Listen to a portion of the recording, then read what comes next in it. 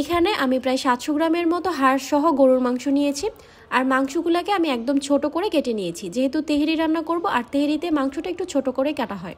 এরপর এখানে আমি 2 টেবিল চামচ দিয়ে দিচ্ছি পানি ঝরানো টক দই, রসুন বাটা দিয়ে দিচ্ছি 2 টেবিল চামচ, আদা বাটা 2 টেবিল চামচ, স্বাদ মতো এখন কিছুটা লবণ দিয়ে দেব।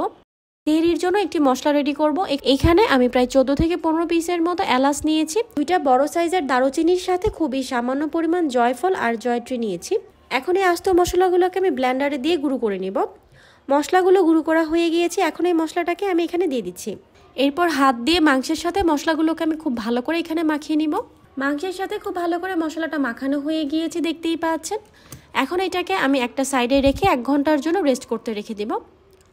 1 ঘন্টা পর চুলায় আমি একটি প্যান বসিয়ে দিয়েছি। এরপর এখানে আমি দিয়ে দিলাম 1/3 কাপের মতো সরিষার তেল, তবে আপনারা যদি চান এখানে সয়াবিন তেলটা ইউজ করতে পারেন। প্রায় 1.5 কাপের মতো দিয়ে দিচ্ছি পেঁয়াজ কুচি। তেলের সাথে নেড়েচেড়ে পেঁয়াজটাকে নরম করে তারপরে ভেজে নিতে হবে। তেলের সাথে পেঁয়াজটা যখন নরম করে ভাজা হয়ে যাবে, এরপর মাখিয়ে রাখা যে মাংসটা ছিল সেটাকে এখানে দিয়ে দিব। মশলার সাথে মাংসটাকে কিছুক্ষণ ভেজে নেওয়ার পর চুলার আঁচ এই পর্যায়ে লো মিডিয়ামে রেখে ঢাকনা দিয়ে ঢেকে এটাকে ভালো করে কষিয়ে নিতে হবে। 5 থেকে 6 মিনিট পর আমি ঢাকনাটাকে খুলে দিয়েছি আর দেখতেই পাচ্ছেন মাংস থেকে কিন্তু যথেষ্ট পরিমাণ পানি বের হয়ে এসেছে।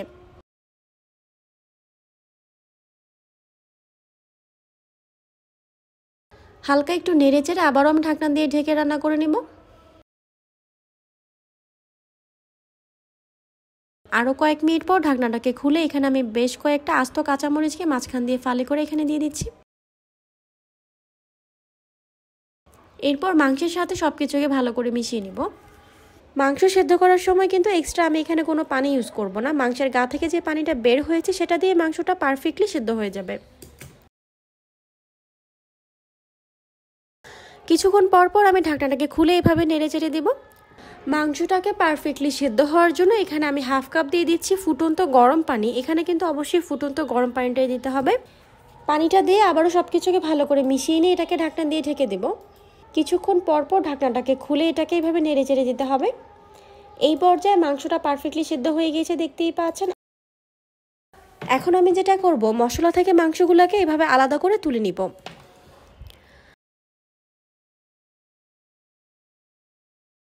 সবগুলো মাংস তোলা হয়ে গিয়েছে। এখন যে মশলাটা আছে সেটাকে আমি হালকা একটু নেড়ে চেড়ে দিয়ে এখানে আমি 2 কাপ পরিমাণ চিনি গুঁড়া পোলাওয়ের চালকে আগে থেকে পানি দিয়ে ধুয়ে ভালো করে ভিজিয়ে পানি ঝরিয়ে নিয়েছিলাম, সেটাকে এখন আমি এখানে দিয়ে দিব। মশলার সাথে চালটাকে নেড়ে চেড়ে ভালো করে আমি ভেজে নিব।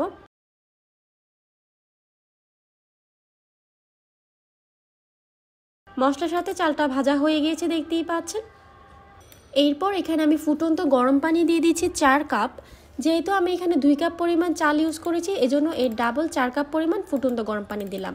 আর এখানে কিন্তু অবশ্যই ফুটন্ত গরম পানিটাই দিতে হবে, ঠান্ডা পানি কোনোভাবে দেওয়া যাবে না। পানির সাথে চালগুলোকে ভালো করে এইভাবে মিশিয়ে নিচ্ছি। এই পর্যায়ে আমি 2 টেবিল চামচ দিয়ে দিচ্ছি গুঁড়ো দুধ। এখন আবারও সব কিছুকে খুব ভালো করে মিশিয়ে নিচ্ছি। এই পর্যায়ে আমি স্বাদ মতো লবণ দিয়ে দিব। লবণটা কিন্তু এই পর্যায়ে বুঝে দিতে হবে। আবারও সব কিছুকে মিশিয়ে নিয়ে পানিটাকে একটু টেনে যাওয়া পর্যন্ত অপেক্ষা করব। পানিটা যখন এইভাবে কমতে শুরু করবে, এরপর রান্না করে রাখা যে মাংসগুলো আলাদা করে রেখেছিলাম সেগুলোকে এখানে দিয়ে দিচ্ছি। হালকা হাতে সব কিছুকে মিশিয়ে নিয়ে চুলার আঁচটা একদম লোতে করে ঢাকনা দিয়ে ঢেকে এটাকে 10 মিনিটের জন্য রেখে দেব। 10 মিনিট পর আমি ঢাকনাটাকে খুলে দিয়েছি। এখনও এখানে অনেকটা পানি রয়েছে। নিচের চালগুলো উপরে আর উপরেরগুলো নিচে এইভাবে করে আলতো হাতে উপরটাকে এইভাবে সমান করে দিতে হবে। ঢাকনা দিয়ে ঢেকে এখন চুলার আঁচ একদম লোতে রেখে এটাকে দমে রেখে দিতে হবে আরও 10 মিনিটের জন্য। 10 মিনিট পর আমি ঢাকনাটাকে খুলে দিয়েছি। এখন সব কিছুকে আবারও খুব ভালো করে মিশিয়ে নিয়ে এখানে আমি কেওড়া জল দিয়ে দিচ্ছি 1/2 চা চামচ। সুন্দর একটি ফ্লেভারের জন্য এই কেওড়া জলটা দিতে হবে। উপরটা সমান করে দিব আর আবারও আমি ঢাকনা দিয়ে ঢেকে এটাকে দমে রেখে দেব 5 মিনিটের জন্য। 5 মিনিট পর এটাকে আমি সার্ভ করে নেব। খুবই সহজে সরিষার তেলের বিফ তেহেরিটা তৈরি হয়ে গিয়েছে। রেসিপিটা কেমন লেগেছে কমেন্ট করে আমাকে অবশ্যই জানাবেন। এমন সব মজার আর নতুন নতুন রেসিপি পেতে আমাদের ফেসবুক পেজটা ফলো করে রাখতে পারেন।